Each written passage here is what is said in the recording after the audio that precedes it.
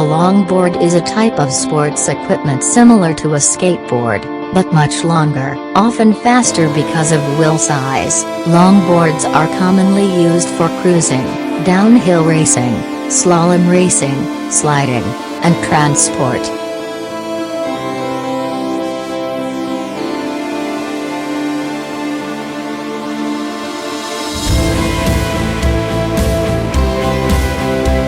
Most boards measure from 33 to 59 inches in length, while widths vary from 9 to 10 inches.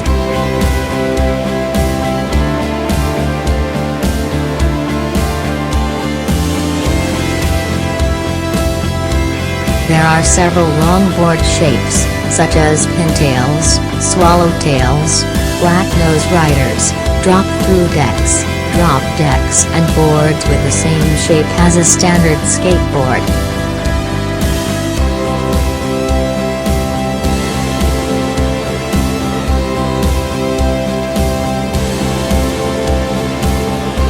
Longboards have three axes: the tail line, running from tail to tail, the central line, running straight down through the center of the board, and the short line, running from the width of the board and perpendicular to the tail line.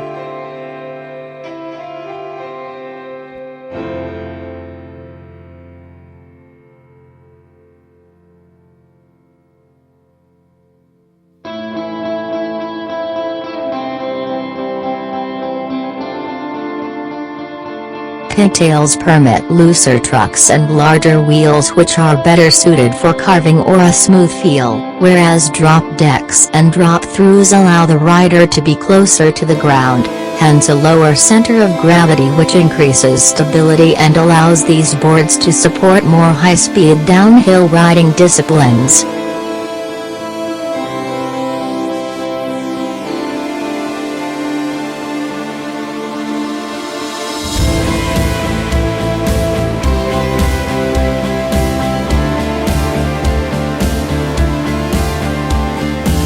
Mid-length boards, from 37 to 50 inches, are the most versatile.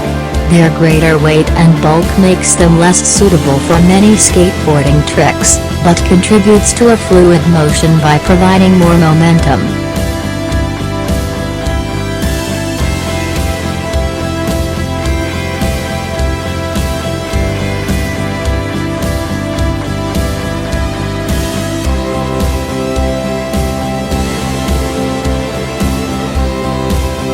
The longboard's design allows for big turns or quick short carves similar to the motions of surfers or snowboarders.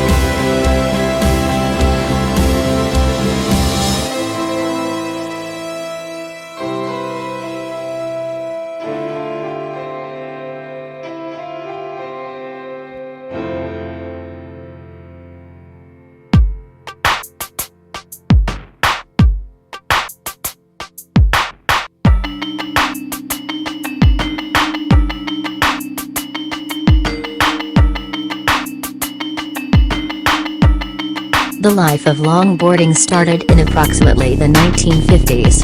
The idea of longboarding originated from surfers in Hawaii that wanted to take their surfing hobby to land when the waves were too small to surf. Surfers then figured out a way of achieving their goal of bringing surfing to land by customizing their skateboards. They would grab a piece of thick plywood and shape it into a smaller version of a surfboard, then screw the trucks and wheels to the decks and head out to small hills to imitate the same moves they would do if they were out surfing.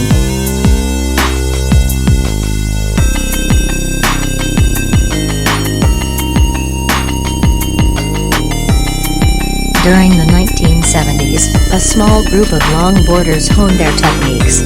Some of the more notable longboarders from this period, such as Tom Sims and Brad Strickland, were profiled in a 1978 Skateboarder magazine article entitled Cult of the Longboard. These pioneers saw longboarding as a form of self-expression, and were influenced by surfing. However, despite the advent of polyurethane wheels, longboarding did not reach a high degree of prevalence during the 1970s.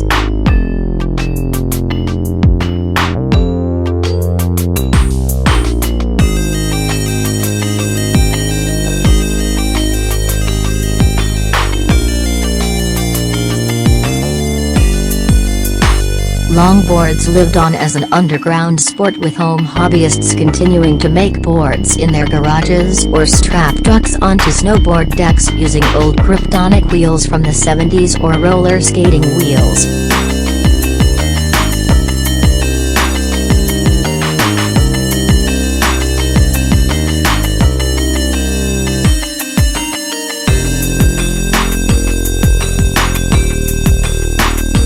In the early 1990s, Sector 9 started mass-producing and selling longboards.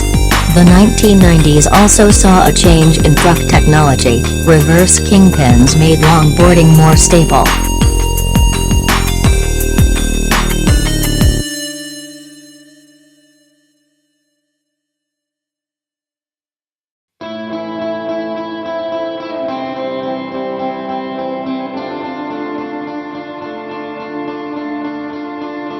The internet has made it possible for small groups of skateboarders to communicate with each other and also gain an audience they might not have had locally, allowing the sport to grow further. Multiple sub-branches of longboarding exist, with relatively small but hardcore groups of adherents like slalom, LDP, long-distance pushing/pumping, downhill, dance, freeriding, technical hard wheel sliding and more.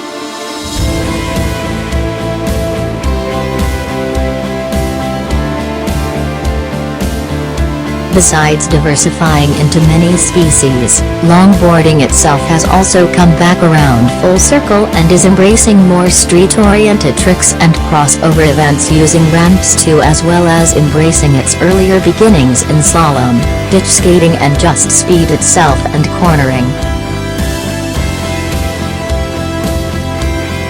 The most basic use of a longboard is travel. Commuter designs take many different shapes, including long, wide cruisers as well as shorter hybrid-type boards. Their trucks are designed to be loose to allow for sharper turns.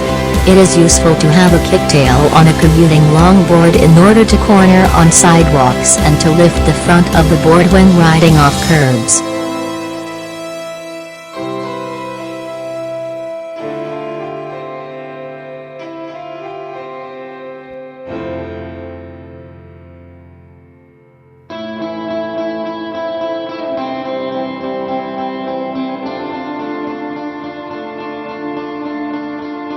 Also, one may prefer a shorter board, around 24 to 35 inches for commuting, as well as medium-sized wheels which help commuters maneuver bumps, cracks and other minor surface obstacles. For longer distances, a heavier, or longer, board and larger wheels will maintain the momentum from a push longer, making them ideal in that sense. One problem with this way of travel is that in some places it can be illegal. There have been cases when a longboarder has received a ticket for longboarding in certain areas, because some consider longboarding skateboarding.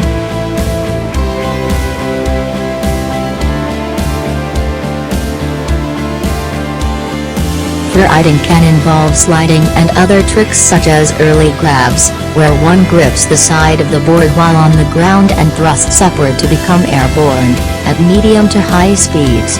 The decks, which are often symmetrical, may have kicktails on both sides that allow for text slides. These decks are typically from 36-44 inches long and from 8.5 to 10.5 inches wide. Most freeride decks utilize similar construction to downhill boards.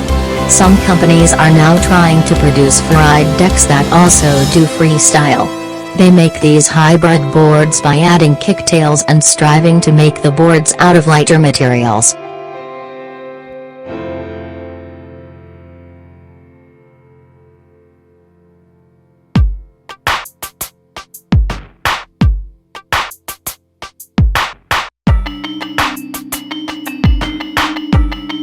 Downhill longboarding involves riding down hills as fast as possible and keeping the board under control. Speeds in excess of 80 miles per hour have been obtained. These boards are usually 35 to 44 inches long, featuring wheelbases from 28 to 35 inches, and very stiff to improve control at speed. Speed wobbles pose a problem for beginner downhill riders, but intermediate and advanced users overcome this by learning to relax and control their muscles.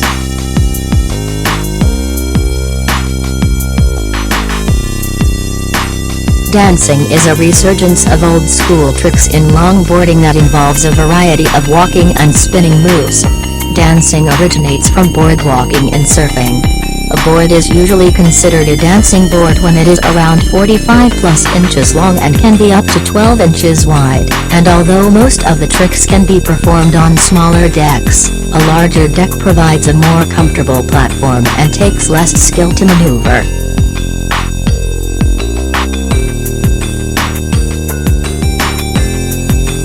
A longboard is not only defined by its length. The trucks on a longboard are typically made for better turning ability than standard skateboard trucks, and the wheels are usually larger and softer than standard skateboard wheels to make for a smooth ride. Cruisers have these features but are the length of a normal skateboard, around 22 to 30 inches.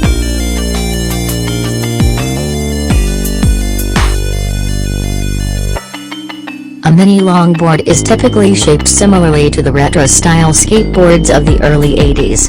Some mini longboards have kicktails for jumping off curbs and lifting the board while commuting.